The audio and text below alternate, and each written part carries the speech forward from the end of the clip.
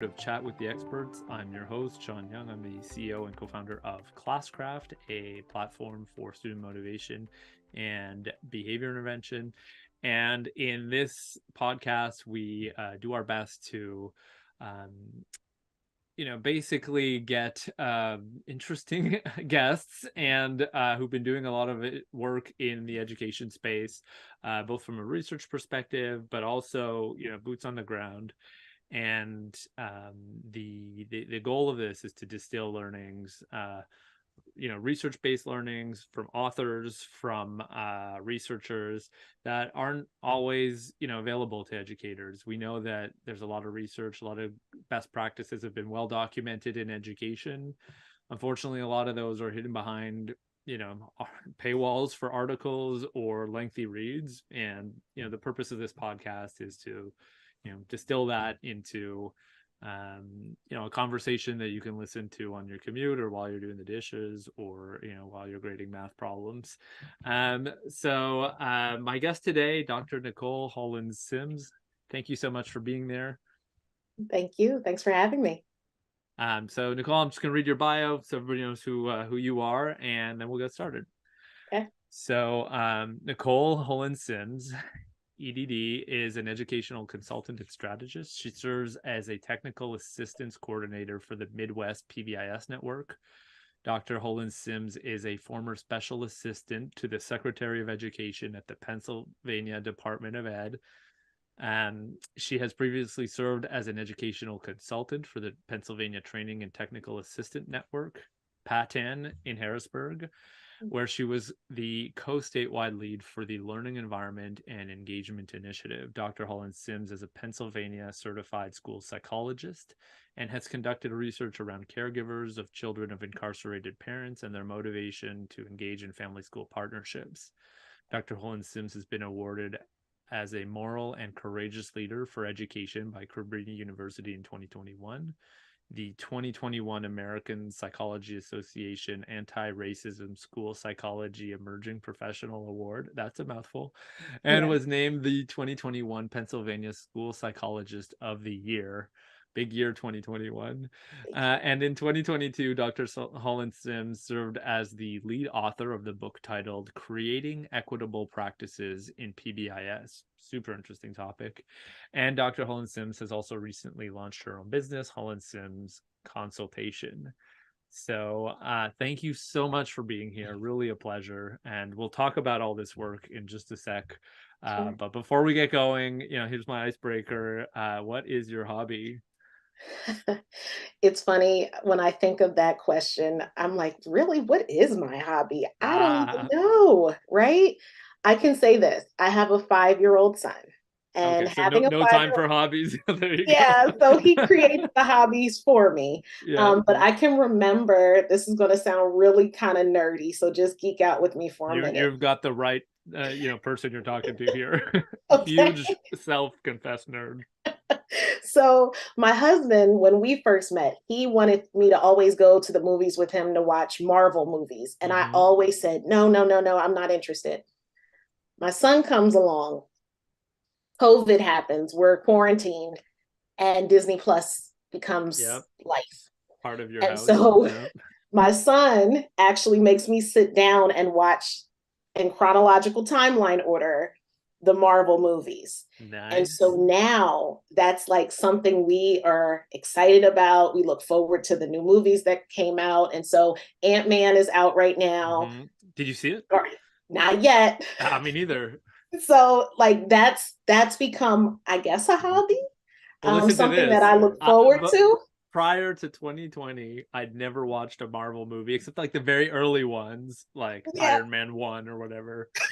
And same thing. I'm like, well, I better catch up on these now. And I watched them all in chronological order. Probably this must have been like 2021. And individually, they're not equally good. But as a whole, like, they're amazing. Thor #2, I'm looking at you. Horrible. But as a whole, like the tapestry is just awesome. And so I just yesterday finished watching Wakanda Forever, which was Yes, fantastic. it Really was good. fantastic. Yeah. So I will that's say Thor funny. Ragnarok. We've got the same story.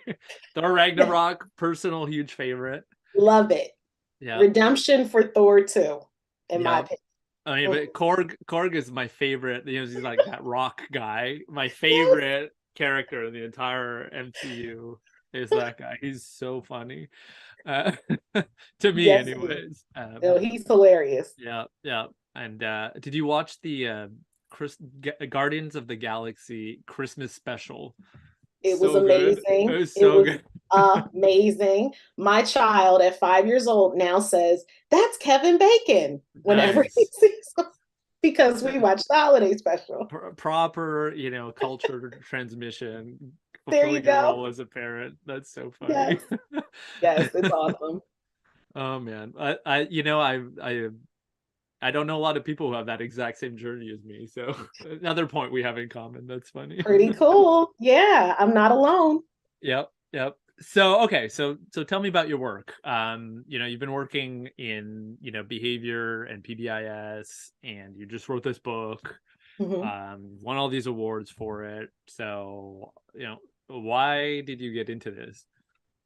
Yeah, so that's a really good question. I ask myself that a lot sometimes. Why did I decide this was the trajectory? But what I can honestly say is, as a school psychologist by training, a lot of the work that we've been trained to do is all around testing and placement and determining if a student is eligible for special education supports. Right. But my training as a school psychologist, I learned more than that. I learned Hmm. about Hmm. consultation, I learned about intervention and supports. And so when I learned about multi tiered systems of support, at the time we called it response to intervention, I was like, this sounds a little interesting, a lot different than just doing an IQ test and Yeah. seeing how a student performed, but actually impacting systems and how the overall structure of the building functioned. Hmm. And that Hmm. got me interested in school climate and what is this thing called PBIS and how do you do it? And so that was the beginning of the journey. And then when I was working in Harrisburg School District as a school psychologist with a very high caseload, I got the opportunity to serve as an internal coach for the Mm. building that I served. And that allowed me to break out of that box of testing and actually influence a leadership team and have people that normally just saw me as the testing lady actually seek out my advice and my Mm. input on what we could be doing across the building. And so that was really the impetus for me saying, I like this type of work and I want to see how far I can go with it. Hmm. Couple Hmm. that with then seeing that when I got to the state level, PBIS wasn't working for every student. And I didn't quite get that because in my building, it seemed to be working, but we weren't looking at all of the data that I think we could have been looking at. And Hmm. so I said, what does that mean? And someone explained to me that that's what equity is. When every student is getting what they need to be successful and the outcomes are showing that, that means equity is taking place. And so I wanted to know more. And why is that happening? I have a good colleague, Dr. Amber Sessoms, who talks about being a perpetual toddler and always saying, why? And so when you keep asking those questions, you get to root causes, and that allows you to think about how to be better in what you do. So Mm. that's a very brief nutshell of how I got to be engaged and involved in this work and seeing the outcomes that hopefully are making an impact nationally. Yeah, I mean, it's so interesting because you started in a school, Mhm. and now you're working, across, states. Such a change in perspective. And we'll get to the macro level, but if you're looking at it from Yeah. a micro level, what happened in that, school district to, when we were preparing for this call, you talked a bit about, um, some of the early realizations you made there Mhm. of, kind of directed, some of your work today. So tell us a bit about that experience and just kind of, what those realizations were. Yeah. So in Harrisburg School District, we're considered a small urban district. So compared to a Philadelphia or a Pittsburgh, not at the same scale, but still very similar challenges in the types of students that are coming to our buildings, the types of environments that surround our buildings. And so at the particular building I was at, it was a middle school, 5th through 8th grade. And shout out to all my middle school educators. It's definitely something that you have a heart for, that you love to do. And I so love when I middle was, school. yeah, middle school rocks. It's a challenge, but it's a good one. But I will say, as middle school educators, we're a tough crowd. And Mm, so when we were trying to bring about this new thing called PBIS at the time, we had a lot of pushback, a lot of staff who were like, now what?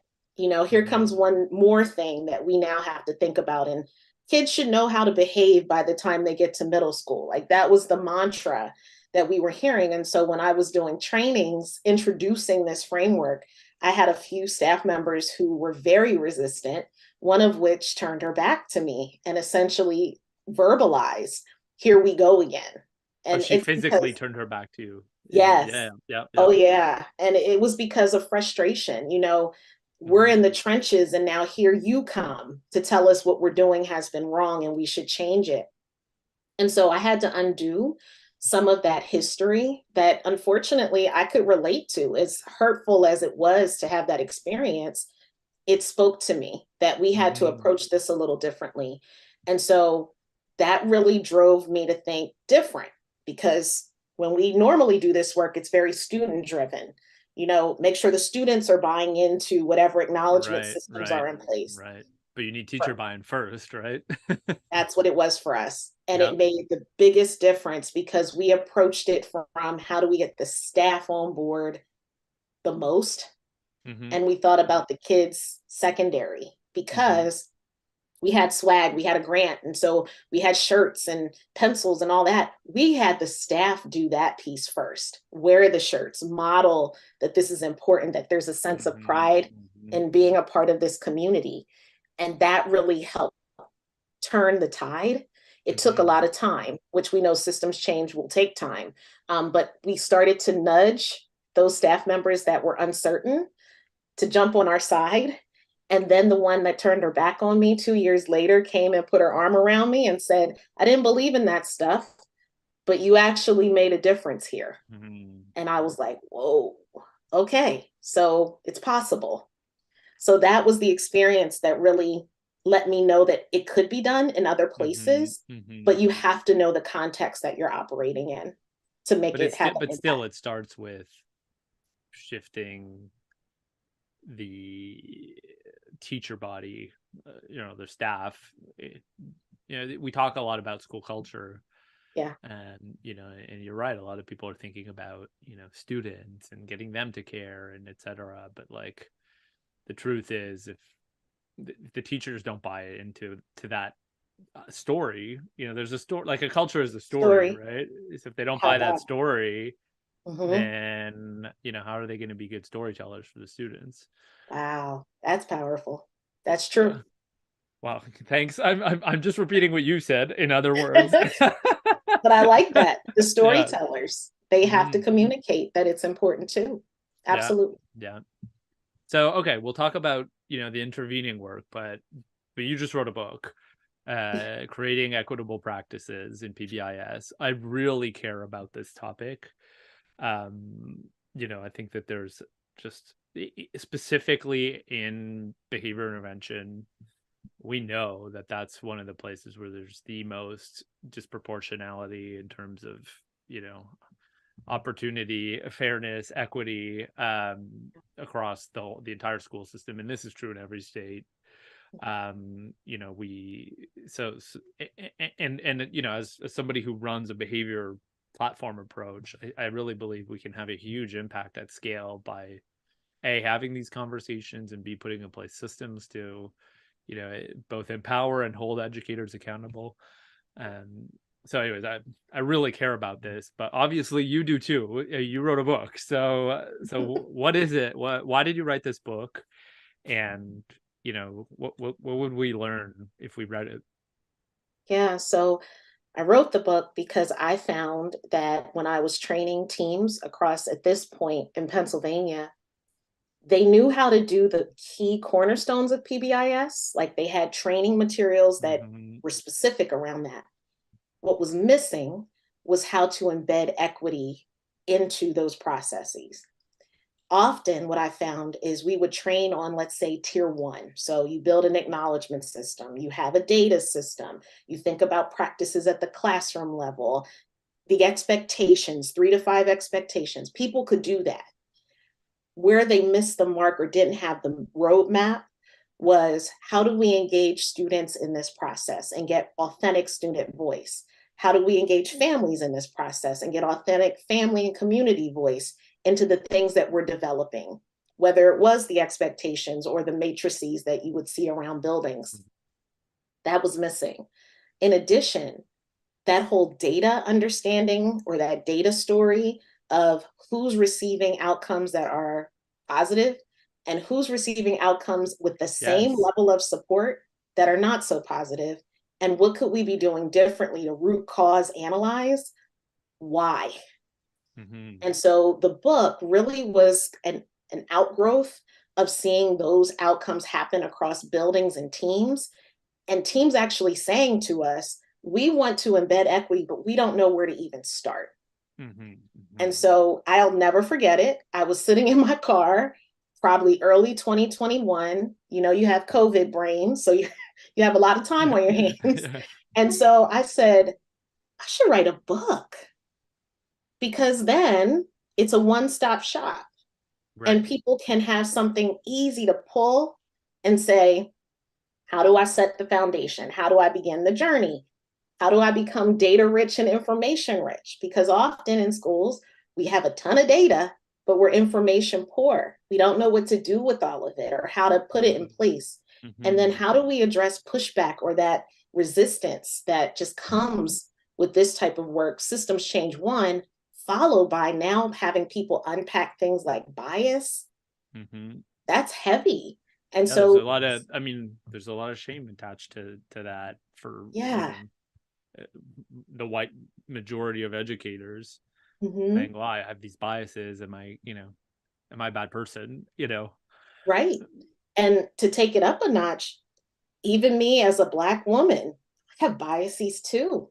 And thinking about how those biases have impacted my own decision making, I think that's such a heavy lift for people, and they don't know where to start. So immediately people get defensive. Like you said, there's shame. Shame shuts people down immediately. Immediately. So giving strategies, and that's what I wanted the book to do. What does a training plan look like?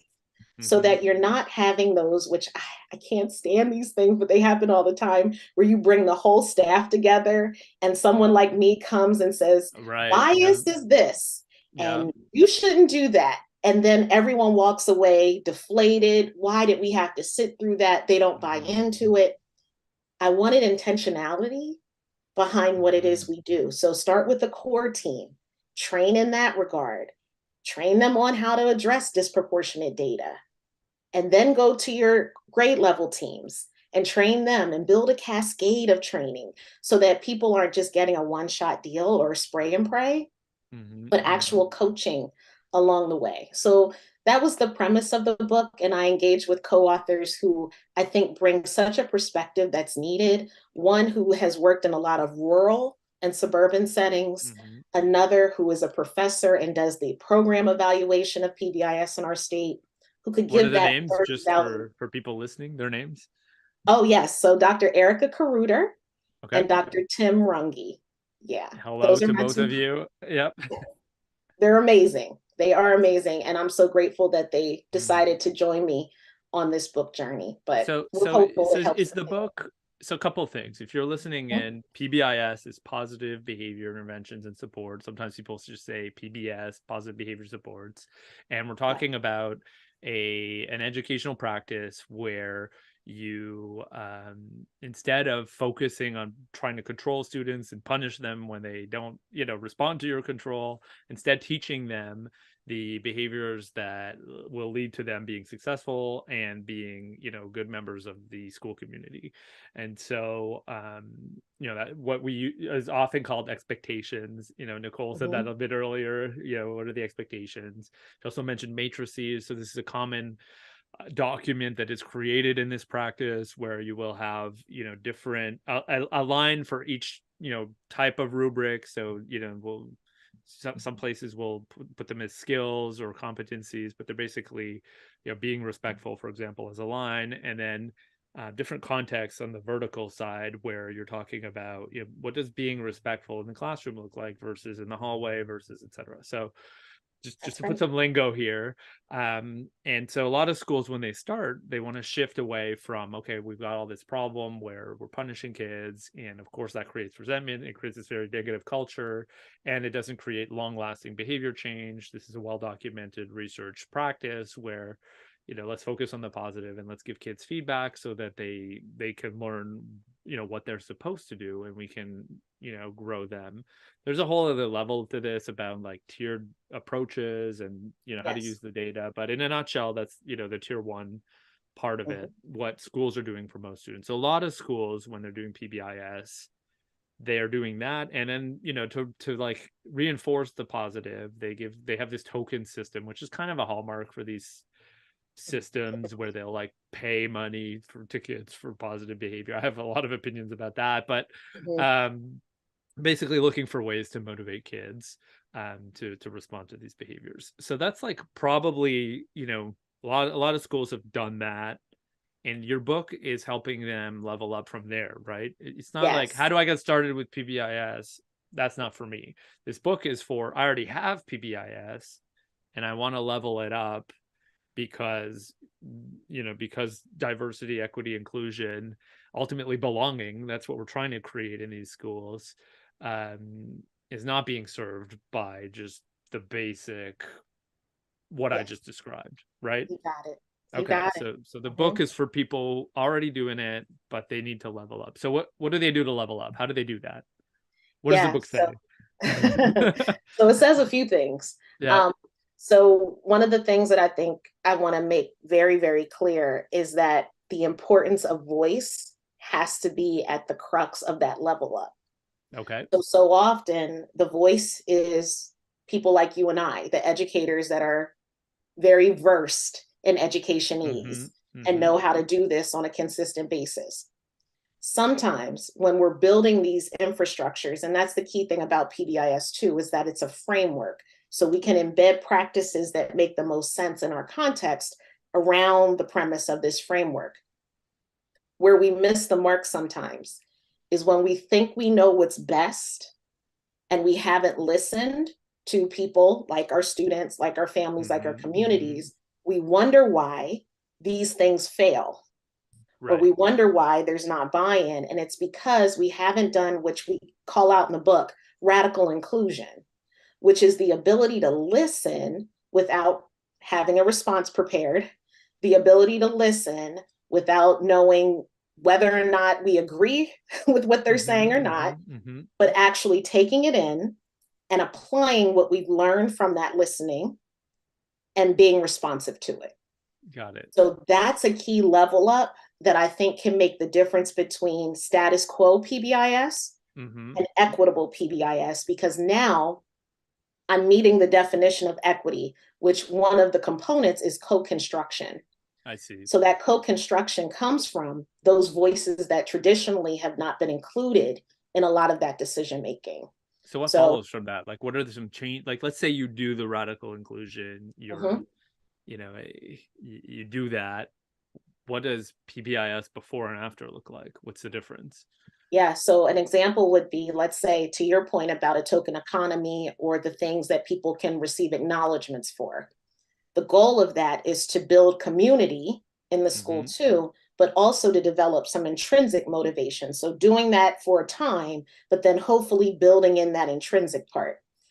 Those acknowledgement systems might be something, and my colleague co-author, Dr. Karuter, used this recently. She said, in a district, they wanted to do a Halloween party for some middle school students as an acknowledgement. And when they talked to the students, they said, that's stupid. We don't want to do that. We want to actually go outside and walk around because we don't get the chance to actually do that. If that team hadn't listened to what the students said, they would have put the Halloween party on the dock and wondered why nobody wanted it, nobody worked for it, nobody cared about it. But if they radically included the voices, then they were responsive to what needed to be done and actually created that collective commitment instead of buy-in from the student body to actively participate and want to be a part of the process. So the before and after is before we do what we think we want and what we think will work. After would be I've actively connected, communicated, and supported what I heard and have done action as a result of it. And then keep doing that, right? It's not like actually doing from now on we're doing kids want to go outside instead of Halloween. Maybe, maybe 2 years from now, those kids, they want the Halloween party. You know what I mean, right? You got to keep it going. Yep. Yep. And it's getting that to be business as usual. Right. Instead of a one-off. It becomes ingrained in what we do. So much of what I'm hearing about truly being diverse, equitable, inclusive is about just small things you do every day, right?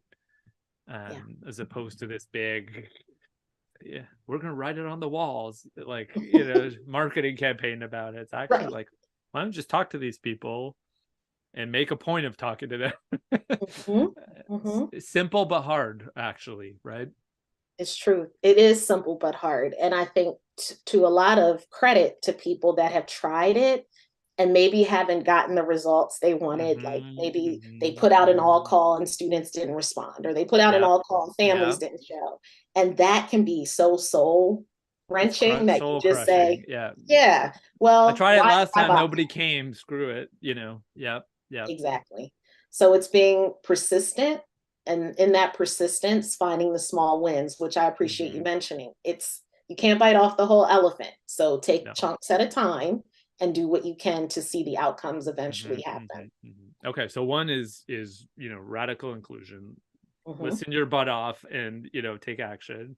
Yes. What are the other things that are in this book that would help? Yeah, so the other portions I really focus on, and our co-authors do too, on the importance of data collection, data analysis, and data evaluation. So knowing that data story is critical. Only having one part of the story, which is typically the aggregate, so all the data in one, only tells a portion of the story. If we can disaggregate that data by subgroup or whatever group you're looking at, because contextually, I think it's important to note, when we talk about being equitable, it doesn't just live in districts or schools where you have a significantly racially diverse school. Right. Equitable PBIS, you can have a homogeneous school by race and still have cultures that exist, whether that's religious, gender, etc. Disability, the list can not to mention students on IDA plans, right? Exactly. So that data disaggregation is going to tell you about those different groups and whether or not, when comparing those groups to the majority of students, whether or not there's a discrepancy or the likelihood of them receiving an outcome at a higher rate than their other counterparts. That's so important, because then we can figure out what possibly could be at play there. That's when it gets dicey, because it may be because, let's say, in your classroom, disrespect looks one way. In my classroom, disrespect looks totally different. And so from class to class, the student doesn't have consistency. And so I might be writing them up for something you wouldn't write them up for. And based on my trigger, which might be an eye roll, subjectivity is so much at play. And that's where implicit bias is also at play. Absolutely. So Dr. Kent McIntosh from the University of Oregon, he talks about the 3 Ds: defiance, disrespect, and disruption, being highly subjective, but yet are typically the behaviors we see the most with disproportionate outcomes, Yeah. Yeah. because that bias is at play. It's So we talk interesting. about all of that in the book too. Super interesting. Maybe one thing I would add to that, and maybe you can give me your thoughts on this, is, one of the things that we've noticed is, with Classcraft, we're generating, data about positive interventions. Mm-hmm. And very often, even in schools that have PBIS, this is mind blowing to me, but really the only data they have is like write-ups, referrals, suspensions, right? So And that's true. a huge problem in the data story, in my opinion, because Agreed. you're really only looking at a specific part of the students when they're at their absolute worst. They're not being suspended every day. Right. So then what's going on with those kids the rest of the time? Mm-hmm. And so like there's a whole black box of what's going on when we're not having, such a big problem that it escalates to the office, and I think that capturing behavior data that's positive is a huge, part of how to solve this problem as well. um I don't know, would you agree with that? I would definitely agree. And I think sometimes we all, and I'll throw myself in this, we get so fixated on the negative and Hmm. fixated on the problem admiration that we neglect that side of the coin, which Yeah. I think is really important. And I can speak candidly from my experience. We don't look at what are the positive outcomes that we're seeing, or what are the positive things that students are doing. In another project that I'm supporting through my work with Midwest, we're trying to look at even intervention access Hmm. and how that can be disproportionate in a lot of Yep. ways, so that students who are being written up for discipline actually need some mental health intervention. Hmm. They're not getting it. Why? Yep. These are these perpetual toddler questions. Why? What's at the root? Hmm. I love when you said the black box. Tell me Yeah. what's going on there. What happened, so that we can do better. So I definitely agree. I think we're missing the mark on some of those things for sure. Yeah, and it's fascinating because like often, kids that are getting suspended, they actually Mhm. do have positive behaviors. Yes. And then there's also this bias we have as educators of like, well, I know had you suspended. I'm keeping an eye on you from now on. We know That's the right. research says, the highest indicator of future suspension or referral is previous suspension or referral, right? Got it. So super interesting from the data side. um and I think that like you talked here about data and how we need to look at it. What are some decisions you could make following that data? Because I think it's pretty clear that like, okay, if you look at the data and you segment it, you Mhm, could identify discrepancies, mhm. and those are places you could dig, right? Like, Sure.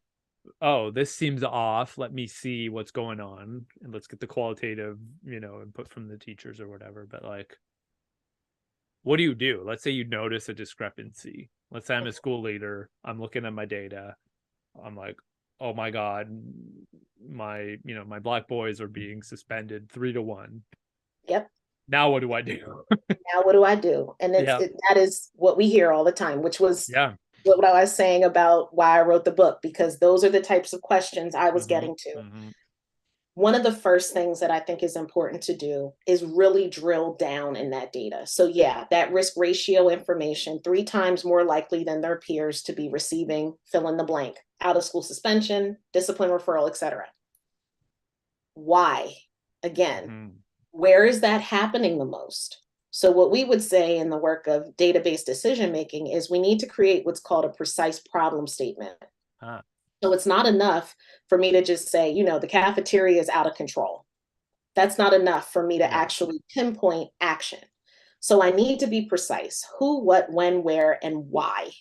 I So the see. why is the function. And in behavior world, that's what we always want to go to. Are students trying to escape something or obtain something? And so a Mm. precise problem statement based on what you just described as an example of my black boys are about 3 times more likely to receive fill in the blank. I want to drill down in that information to know, is that the cafeteria? At what time? On what day of the week? with what staff members, and are they looking for peer attention, or are they trying to escape something? Does that appear to be the perceived? It's the metadata that's going to help you. Yeah. So if I'm doing that type of drill down process, then I can start peeling the onion back even further and narrowing the scope of where to focus. So again, if Black boys in the cafeteria at 12 noon are being written up for disrespect, who's doing the write-ups? And what does the disrespect look like and sound like? And is this a teachable moment, not only for the students, but the staff members too, on, are we clear on what disrespect looks like at XY school? Or flip it, what does respect look like at XY school? And is our definition consistent? That really then speaks to whether or not bias has played a role in those write-ups. Because again, if I don't like how you're talking to me, if you roll your eyes, if you do certain things, and I'm the person on duty, I'm writing you up consistently, but I'm not writing up another child who does almost the identical behavior. There's something to be said there. And this isn't a gotcha on teachers or staff members. It's looking system-wide and saying, what might be at the root of why we're seeing some of these outcomes, and not saying you all are biased or what have you, but what can we do to create what's called a neutralizing routine? So when someone rolls their eyes, instead of me immediately going to a referral, can I take a deep breath or count to 10? What can be that routine for me? And we could do that across a whole staff and training. Well, and it's interesting because I think that, you know, there's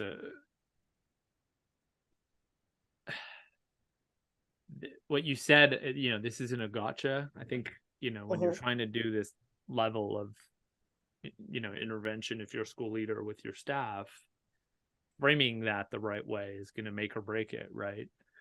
Absolutely. And we go back to this shame thing, like, gotcha, you're always writing up at the cafeteria, it's you, you know, like, you know, so how do you have to point that out. What I find sometimes, a lot of educators, just when they see the data, it's pretty convincing.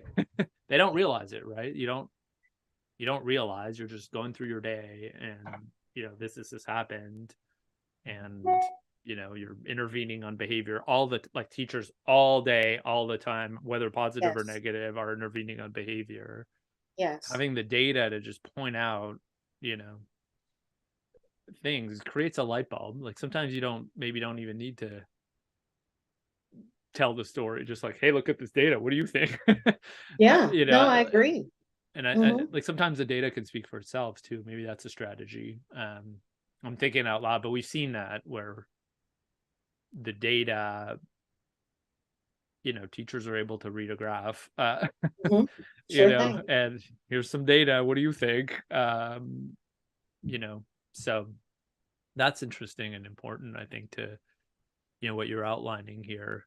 Also, at the same time, I feel like there's a,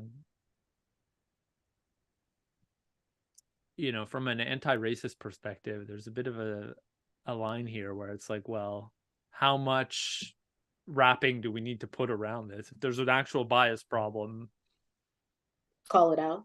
Should we just call it out? You know, I don't know. I feel like we're also just kind of, you know, you have to, there's such a, I put myself in the shoes of a principal having to deal with this, and I would struggle with, where's that line, you know? Sure.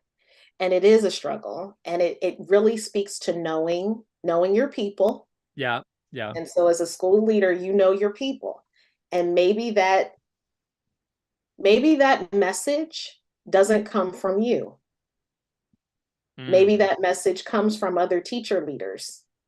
Maybe that message comes from students who express how they feel being a student at your building. That has been powerful in other districts I've supported. That's interesting. And not even about PBIS, but alum have come back to high schools and said, when I was a student here, I didn't feel that I belonged because fill in the blank. And teachers have sat there, staff members, I won't just put it on teachers because we all own this, have had to sit there and take that in. And so sometimes the leader is just the conduit Yeah, for to other create a voices. space for that That's right. communication to That's happen. right. So Alumni, I find, is such an interesting strategy, because yeah, if you get it from the actual students, there's all these emotions, right? But it's like, I was here 3 years ago. Like, we don't, yeah, we're not even, you're not even intervening with me anymore. And here's my story. I think such a smart strategy. yeah. It has worked. It's Mm, hard to hear sometimes, yeah, but it has a lasting impact rather than a consultant like me coming and saying it. yeah. I can say it till I'm blue in the face, and This it is won't someone be received in the same That's way. right. That's Mhm. right. Huh. I love that. I really love that idea. Well, and it goes all the way back to giving voice, right? Like, Yep. you know, I just think alumni is such a smart move, because it's such a And it protects that. neutral. It's you have It's an emotional attachment because they're your alumni and you worked with them as a staff member, but right. they're in a neutral ground now and they're gone. They're Um, gone. And it protects the current students who may feel like, yeah, oh that's my right. goodness, I'm going to be retaliated against, which may not be a reality, but for Yep. some, they may really Yeah, perceive that. yeah, And totally. Of so it's course. protection. Yeah, yeah. That's super, super interesting. When we were talking, I'm changing subject here, shifting Okay. gears. So when we were talking before, this has been super fascinating to me. Thank you. You were talking about a term that I'd never heard before, deficit mindset. Yes. So what is that, and how does it, you know inform the way that you're looking at this? Yeah, so I have to give credit. There's a book called Hacking Deficit Thinking by two school Nice. psychologists. Oh, there Um, you go. Your yeah, people. my people. So Dr. Byron McClure and Dr. Kelsey Reed just released that book not too long ago, but they wrote the book because in school psychology, like I was saying on the onset, we do a lot of assessment. And in Mm, doing that assessment, oftentimes we do like teacher input or we may get parent input or what have you. And in that input, typically it tends to lean negative. They can't do this, they struggle with this. And mm, that's deficit mindset in I a very see. surface example. Where it can get deeper is if you're sitting at a data team table, and let's say we start talking about the data we were just kind of talking through, Hmm. and someone Hmm. says, well, you know, those kids live on that side of town, so you can't really expect that much from them, Mm. or their dad's in jail, so yeah, it's no surprise, that's a Yeah, I'm deficit sure you mindset hear stuff like that all the time. Oh my all the God. time, Oh all my the God, time. of course. Yeah, so that's the framing that Dr. McClure and we, How do you replace X yes. student's kid is in jail? Like, what would you say instead? Well, the focus wouldn't be on that. I I think see. when we think about those types of conversations, Nancy Love wrote a book about collaborative inquiry, and she talks about downward spiral conversations and upward spiral conversations. Mm. Downward spiral conversations are just what I pointed out. Yep, You're yep. not going to get anywhere by stating where they come All from these or their problems background. and whatever. Yeah. We can't control it. Mm-hmm. Nothing we can do about that. Mm-hmm. What do Mm-hmm. we have within our locus of control? And that's the upward spiral conversation. So, to your Mm-hmm. question, someone says, well, their dad's in jail, so what could you really expect? My response would be, we do know that his father is incarcerated. However, that doesn't really lend itself to what we can do as a school to Mm-hmm. support that young person. Mm-hmm. And we start unpacking what we can do. Mm-hmm. It's not easy to do because, again, when You we're feel kind of powerless with those overwhelmed, kinds of situations, of course. yeah, when we're overwhelmed, we resort to what we know, which is to talk about problems and do Mm-hmm. the problem Mm-hmm. admiration Mm-hmm. dance. Mm-hmm. It's Mm-hmm. just easier. What does that dance look like? Yeah, because it does feel like you're just Of dancing. And, course. and Yeah. that's how I felt when I was sitting at Mm-hmm. those tables. How do I dance with you to acknowledge that you Mm-hmm. have a valid concern and a valid standpoint, but yet bring you back around, circle you back Mm-hmm. around, and let's talk about what we can do within our own Mm-hmm. control. That's so powerful. Well, and in a lot of ways, it's, you know, focusing back on the positive again, right? It's like Yeah. it's at the core of this whole idea of Exactly. What are the strategies that we could put in place for this kid? What tools can we give them? What does success look like for this child? Right. And how do we move towards that? um I think that one thing we talked about as well is, you're doing a lot of coaching with teams. You've Mhm. been, that's kind of how you started, Yeah. back in Harrisburg, and that's a lot of, what you're doing now. And I imagine as well with your consulting business. Mhm. And in some ways, the book is a distillation of, coaching conversations you've had. Yeah. What is Do you need to have a coach for PBIS to succeed? Like, can schools do it on their own? Like, what what what role does that play in being able to do this? Because we've seen PBIS really not work in some Mhm. places as well. Like, sometimes Mhm. it fails, Yes. and Yes. and then the question is, and then it's like, darn, you gotta wait 10 more years before you can try again, right? uh, I would hope not. but I would oh really no, we're hope not not. gonna do that. We tried it, didn't work. I guess it's, what you were talking about. So Yeah, talk to me that's about the real. coaching and how important that is from your perspective. It's super important. Now, Okay. do you need someone like me from a consulting firm? No, you don't. And I don't want to talk myself out of any jobs. However, that is I the think you've been doing reality. a great job talking yourself up for future jobs here today with your expertise, but I'll just I'll just leave it at that. But that's the goal. And my Mhm. again, my co-author, Dr. Runge, it's just so interesting. We've had an opportunity to talk recently, and he said, our job as consultants and coaches is to eventually work yourself out of a job. And Right. that is to create enough capacity in the people we're serving that they can Hmm. take this and run and Yep. should. They Hmm. own it. It's their life, it's their school, so that is the goal.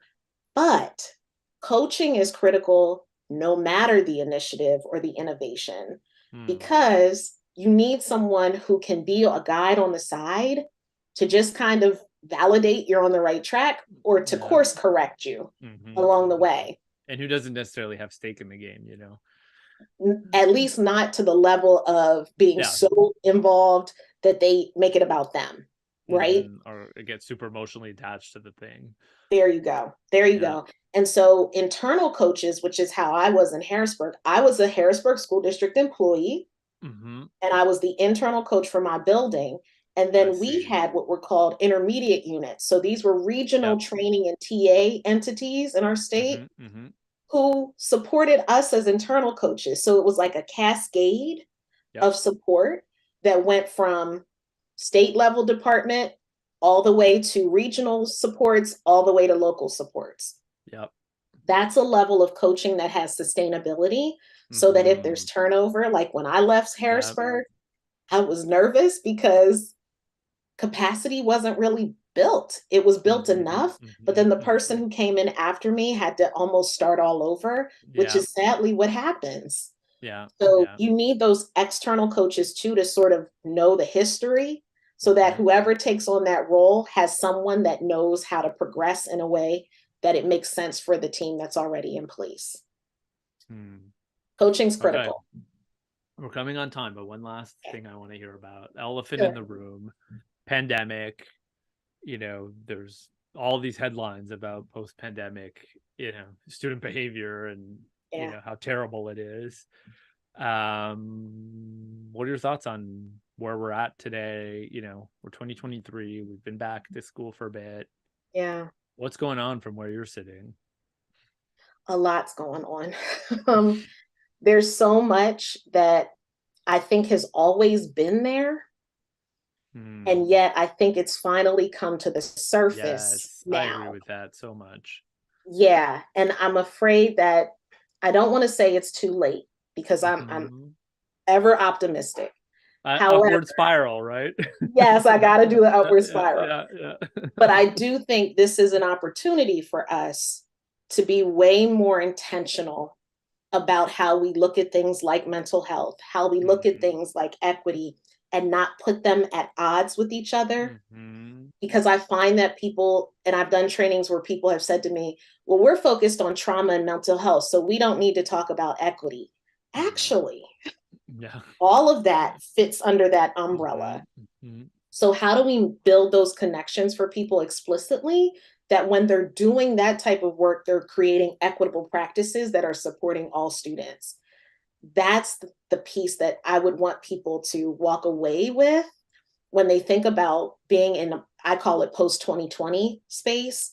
The post 2020 space, we have to be explicit in integration instead of this silo approach, which education has fell victim to for centuries now. How do we start making those explicit connections? Because our children don't come to us in an academic piece, a behavior piece, they come to us whole. So how do we address it from a whole child perspective? Wise words. Thank you so much. This was Dr. Nikole Hollins-Sims. I really appreciate your perspective. Thank you so much for taking the time here with us. Just a reminder, the book, Creating Equitable Practices in PBIS, available, I'm sure, anywhere you can buy books. Yes. And thank you again for doing this work. I think it's important work. And I think there's not enough people focusing on it. So thank you. Thank you for having me. I appreciate your work as well. Thank you. I appreciate that.